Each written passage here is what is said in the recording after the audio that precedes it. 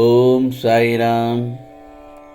என் அன்பு குழந்தையே, நாளை பங்குனி மாத பிறப்பில் உனக்கு ஒரு அற்புதம் நடக்கும் என் செல்லமே. இதோ உன் சாயப்பா சொல்வதை கேட்டு சந்தோஷமாக தூங்கு என் செல்லமே. என் செல்லமே, நாம் கடந்த காலத்தில் நடந்து முடிந்த விஷயங்களை பற்றி கவலைப்படக்கூடாது. எதிர்காலத்தில் நடக்கும் விஷயங்களை பற்றி யோசிக்கக்கூடாது. நிகழ்காலம் இருக்கிறதல்லவா, அது நம் கைகளில் இருக்கிறது என்பதை மனப்பூர்வமாக ஏற்றுக்கொள்ள வேண்டும். லட்சியத்தை அடைய விரும்புபவன் நிகழ்காலத்தில் மட்டுமே வாழ்பவன். நிச்சயமாக நிகழ்காலத்தில் மட்டுமே அவன் வாழ்வான். வந்த வாசமே துன்பத்திற்கு காரணம். ஒருவன் இன்பமாக வாழ வேண்டுமானால் பற்றற்ற நிலையில் இருக்க வேண்டும். எவன் ஒருவன் எதிர்காலத்தை சந்திக்க தயாராக இருக்கிறானோ, கிடைக்கும் சந்தர்ப்பத்தை சரியாக பயன்படுத்திக் கொள்கிறானோ, அவன் எப்பொழுதும் மகிழ்ச்சியாக இருப்பான். வெறும் அதிர்ஷ்டத்தை நம்புபவன் அழிந்து போவான். என் செல்லமே, ஒரு மன்னன் தவறு செய்தால் அவன் கீழ் உள்ளவர்கள் தவறு செய்வார்கள். ஆதலால் மன்னன் ஒவ்வொரு செயலையும் நன்கு ஆலோசனை செய்ய வேண்டும். ஆன்மீக வழியில் வாழாதவன் வாழ்ந்தாலும் இறந்தவனாவான். ஆன்மீக வழியில் வாழ்ந்தவன் இறந்தாலும் உயிர் உள்ளவனாவான். ஆகவே தான் விரும்பும் அனைத்தையும் அடைந்தவன் ஆவான். அனைத்தும் இறைவன் கையில் உள்ளது. ஆதலால் கிடைப்பதை கொண்டு திருப்தி அடைய வேண்டும். பசுக்கன்று 1000 பசு கூட்டத்திலும் தன் தாயை அடையாளம் கண்டு அதை தொடரும். அதுபோலத்தான் கெட்டவன் கெட்டவர்களுடன், நல்லவன் நல்ல நண்பர்களுடன் சொல்கிறான். இந்த உலகில் 3 ரத்தினங்கள் உள்ளது என் செல்லமே. உணவு, நீர், இன்சொல். வெறும் கற்களான முத்து, பவளம் போன்றவற்றை முட்டாள்களே ரத்தினம் என்று கூறுவர். நாம் செய்யும் காரியங்களின் பலனையே நாம் அடைகிறோம். புரிகிறதா? நல்லதும் கெட்டதும் நம் செயல்கள் மூலமே விளைகிறது. முன் செய்த பாவ புண்ணிய பலன்களை நாம் இன்று அனுபவிக்கிறோம். கவலைப்படாதே என் செல்லமே, நான் இருக்கிறேன் உன்னோடு. எவ்வளவோ திட்டங்கள் தீட்டி இருக்கிறேன், ஆனால் வெற்றி பெற முடியவில்லை என நீ அங்கலாய்க்கின்றாய், புலம்புகிறாய். கவலைப்படாதே என் செல்லமே. நடந்தது, நடப்பது, நடக்கப் போவது என உனக்கு எது விதிக்கப்பட்டிருக்கிறதோ அதை தயங்காமலும் தைரியத்தோடும் நீ அனுபவித்துத்தான் ஆக வேண்டும். இன்ப துன்பமும் சுக துக்கமும் நிலையற்றவைதான். எல்லாம் நாளை மாறிப்போகும். எல்லாம் மாற்றத்திற்குரிய ஒன்றுதான் என உன் மனம் எண்ண வேண்டும். அப்படி இருந்தால் நிச்சயமாக கலங்க மாட்டாய். எதை செய்தாலும் மன உறுதியுடன் செய். சொல், செயல், சிந்தனை என எதிலும் உன் லட்சியத்தை முன்னிறுத்தி நிதானமாக யோசித்து செயல்படு. உன் சாயப்பா சொல்வதை கடைபிடித்தால் போதும். நிச்சயமாக உனக்கான விருப்பம் நாளை பங்குனி மாத பிறப்பில் நிச்சயமாக நிறைவேற்றி தருவேன் உன் சாயப்பா. அதில் உறுதியான நம்பிக்கை இருக்க வேண்டும்.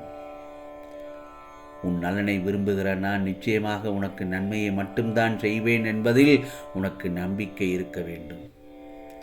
உன்னை அறியாது ஒரு வித பயம் உன் மனதில் ஏற்படுவதால் இது நடக்குமோ நடக்காதா என்று சந்தேகப்பட்டு கொண்டே இருக்கிறாய். இந்த பயம்தான் உன்னை வாழ்நாளில் துன்பப்பட வைக்கிறது. இதனால் உன் மனம் ஒவ்வொரு கணமும் நிம்மதி மற்றும் சாந்தியின்றி சஞ்சலங்களிலும் கவலைகளிலும் எந்நேரம் மூழ்கியே கிடக்கிறாய் என் செல்லவே. நான் ஒன்று சொல்லட்டுமா? உன் உழைப்பு என்றுமே வீண் போகாது. உழைப்புக்கேற்ற பலன் நிச்சயமாக கிடைக்கும். உன் வேண்டுதல் நிச்சயமாக பலிக்கும். எல்லார் வாழ்விலும் சோதனைகள் வரும். அதன் பிறகே அவரவர் தேவைகளை பூர்த்தி செய்யப்படும். உன்னை புரிந்து கொள்ளாதவர்களுக்கு மத்தியில் வாழ்கிறாய் இந்த உலகத்தில். அவர்களுக்கு உண்மையை உணர தெரிவதில்லை. வெளியில் நடிப்பவர்களை உண்மை என நம்பும் மனிதர்கள் ஆவார்கள்.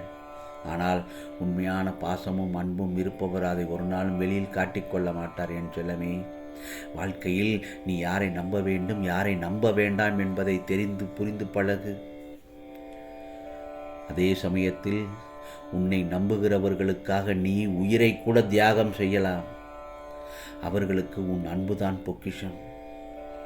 அதே நேரத்தில் அவர்களை ஒருபோதும் மறந்து விடாதே. உன் வாழ்க்கையில் அவர்களுக்கு நம்பிக்கை துரோகம் மட்டும் செய்து விடாதே என் செல்லமே. அது மிகப்பெரிய பாவம். அதை நீ எங்கு போனாலும் எத்தனை முயற்சிகள் செய்தாலும் அந்த பாவத்தை உன்னால் துடைக்க முடியாது.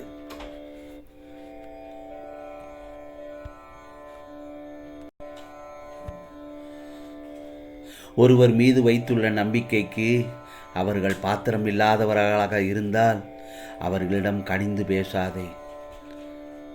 புரிகிறதா என் செல்லமே? அவர்களிடத்தில் அமைதியாக அவர்களிடத்திலிருந்து விலகிவிடு. ஒருவர் உனக்கு நேரம் சரியில்லை என்று சொன்னால் அதை கண்டுகொள்ளாமல் என் போக்கில் விட்டுவிடு. ஏனென்றால் உனக்கான நேரத்தை படைப்பவன் உன் சாயப்பா நான் தானே. அதை உனக்கு நல்லதாகவும் வெற்றி உள்ளதாகவும் மாற்றித் தருவேன். ஆம் செல்லமே, எல்லாம் என் சாயப்பா பார்த்து கொள்வார் என்று என் மேல் பாரத்தை போட்டுவிட்டு இரு. நிச்சயமாக எத்தனை ஜென்மங்கள் எடுத்தாலும் உன்னை பின்தொடரும் உன் குழந்தைகளுக்கும் உன்னுடைய அடுத்த ஜென்மத்திற்கும் நீ சேர்க்க வேண்டிய சொத்து பணமும் பொருளும் அல்ல, நல்லதொரு புண்ணியமும் உன் சாயப்பாவின் அருள்தான் என் செல்லமே. இனி வருவதெல்லாம் உனக்கு வசந்த காலங்கள் தான். நாளைய பொழுது உனக்கு நல்ல பொழுதாகத்தான் விடியும். இதோ நான் உனது வலது கையை பிடித்து தூக்கி நிறுத்தினேன். இந்த உலகில் என்னை விட உனக்கு உண்மையான உறவுகள் யாரும் இல்லை என்பதை நீ புரிந்து கொள்ள வேண்டும் என்பதற்காகத்தான். அதனால்தான் பொய்யான உறவுகளை உன்னிடமிருந்து விலக்கி வைத்தேன். என் செல்லமே, நீ ஆனந்தமாக இருக்க வேண்டும் என்பதற்காகத்தான் இவ்வாறு செய்தேன்.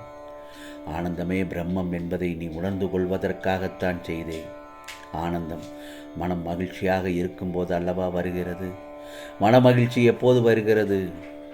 இதோ உன் கோரிக்கைகள் அனைத்தும் நிறைவேறிய பிறகுதானே மன மகிழ்ச்சி வருகிறது. அதனால் உனது கோரிக்கைகளை எல்லாம் நிறைவேற்றி உன்னை ஆனந்தமாக வைத்து கொள்ளவே இவ்வளவு நேரம் முயற்சி செய்து கொண்டிருந்தேன். கவலைப்படாதே. என் மடியில் கவலைகளை மறந்து ஓய்விடு என் செல்லமே. நிம்மதியாக கண் உறங்கு. நாளைய பொழுது உனக்கான பொழுதாகத்தான் விடியும். நாளை பங்குனி மாத பிறப்பில் நீ நினைத்த ஒவ்வொன்றையும் உன் சாயப்பா நிறைவேற்றி தருவது சத்திய வாக்கு, தெய்வ வாக்கு. ஆம் செல்லமே, உனக்கானதெல்லாம் நிச்சயமாக நல்லதே நடக்கும், நல்லதே நடக்கும். ஓம் சாயிராம், ஓம் சாயிராம். ராம்ஜி அருள் கிடைக்கட்டும். ஓம் ஸ்ரீ சாயிநாதாய நமக. ஓம் ஸ்ரீ சாயிநாதாய நமக. ஓம் ஸ்ரீ சாயிநாதாய நமக.